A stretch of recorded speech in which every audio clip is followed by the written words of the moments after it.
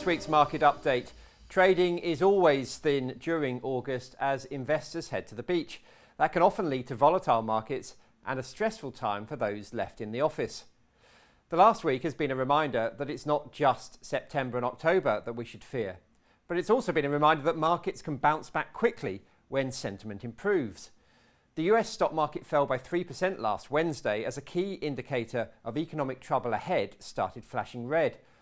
Bond investors have long compared the yields on different maturities of debt for guidance on the health of the economy, and last week the signals from this analysis started to look similar to those sent ahead of most, if not all, recessions in recent decades. The most widely watched of these comparisons is between the yields on 10-year US Treasuries and those on the 2-year equivalent. Normally, the yield on the longer dated bond is higher than the shorter to reflect the greater risk of lending money for an extended period.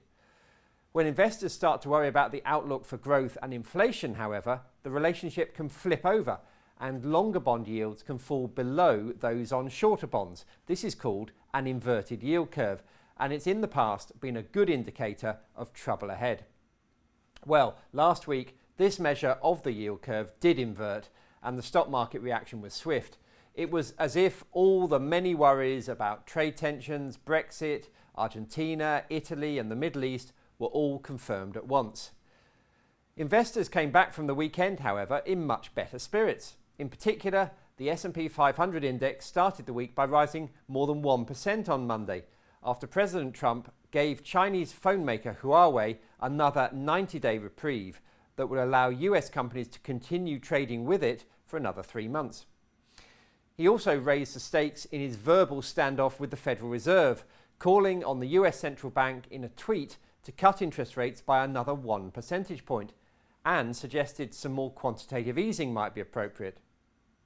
So this is the backdrop to a busy week for both politicians and central bankers, as the heads of the world's biggest 7 economies head to Biarritz in southwest France for the latest G7 meeting, while the world's central bankers get together in the Wyoming mountains for the annual summer Jackson Hole Symposium.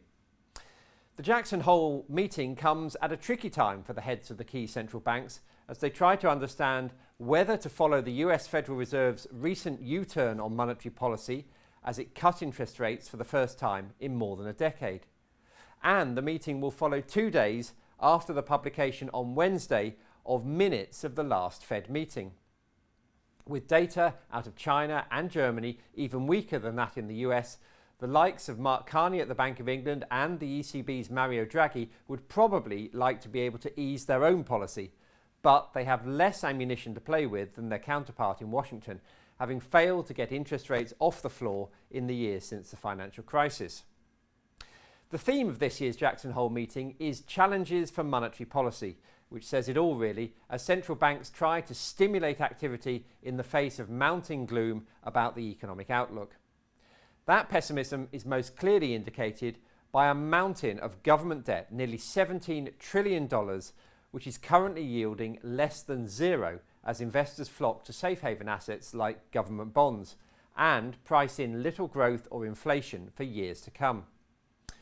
Yields rose a little at the beginning of this week as risk appetite perked up again, but they remain at historically very low levels. Jay Powell, the chairman of the Federal Reserve, is due to speak on Friday, and all eyes will be on his guidance, which has often been less than decisive. His lack of clarity is easy to sympathise with, faced as he is by conflicting economic evidence and political pressure from an election-ready president who's calling on the Fed to ease his path to another 4 years in the White House. On this side of the Atlantic, attention will be on the G7 meeting, at which Boris Johnson will make his debut as British leader on the world stage. Even before he reaches Biarritz, the Prime Minister would have met German leader Angela Merkel in Berlin and President Macron in Paris in his first tour of European capitals since he replaced Theresa May in Downing Street. The G7 will provide the UK's new leader with an opportunity to bang the drum for Britain's proposed global role outside the EU, which he insists we will be leaving on the 31st of October, come what may. His trip across the Channel comes days after a damaging leak about the government's plans for what Whitehall views as a highly risky no-deal exit. At the same time, momentum is growing behind a range of schemes to block that kind of cliff-edge departure, although no one is particularly sure which, if any, stand a chance of success. This week, Jeremy Corbyn attempted to wrest back the initiative with a wide-ranging speech in which he promised to table a vote of no confidence in the government, to head an interim caretaker government designed to prevent a no-deal exit, and to call a general election.